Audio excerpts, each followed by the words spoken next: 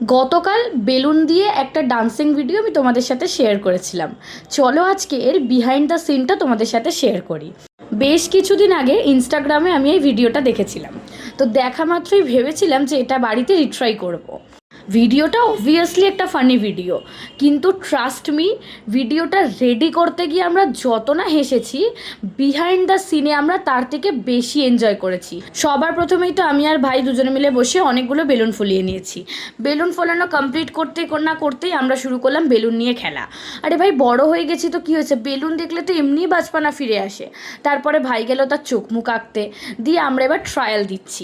Trial দিতে গিয়ে এক্সে বার্কার এক ঘটনা, কখনো বেলুন ফেটে যাচ্ছে, তো কখনো পুরো স্ট্রাকচারটাই উল্টে পড়ে যাচ্ছে।